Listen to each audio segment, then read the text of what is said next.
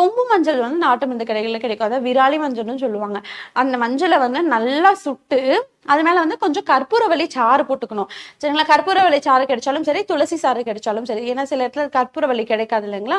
துளசி ஈஸியா கிடைக்கும். கற்பூரவள்ளி சாறு கிடைச்சாலும் சரி, துளசி சாறு கிடைச்சாலும் சரி, இல்ல ரெண்டுமே இருக்குன்னா ஒரு நாள் இது ஒரு நாள் அதுன்னு சொல்லிட்டு நீங்க ஆல்டர்னேட்டிவா கூட யூஸ் பண்ணலாம். அந்த மஞ்சளை நல்லா சுட்டுட்டு அது மேல வந்து இந்த சாறு நல்லா போட்டுட்டு அதை வந்து நல்லா முகரணும். சரிங்களா? அதுவும் வந்து புகை சிகிச்சை மாதிரி அந்த வந்து நல்லா வசம்பு சுடுவோம் இல்லைங்களா? அந்த சுட்டுட்டு அந்த சாறு போட்டுட்டு அந்த சுவாசத்தை வந்து நல்லா எடுத்துக்கணும். சரிங்களா? அது எதுக்குன்னா மஞ்சள் வந்து ஒரு நல்ல ஆன்டி இன்ஃப்ளமேட்டரி, ஆன்டி பாக்டீரியல் ஒரு விஷயம். சரிங்களா? அதனால இங்க ஏதாவது இன்ஃபெக்ஷன் இருக்கு, ஏதாவது அடைப்பு இருக்குனாலுமே இது நல்லா குறைச்சி வந்துடும். இந்த மூச்சு திணறனால அங்கே ஏதாவது வீக்கம் இருக்குனாலுமே வந்து நல்லா குறைஞ்சு கொடுத்துரும். சரிங்களா? வீக்கத்தை நல்லா குறைச்சு கொடுத்துரும்.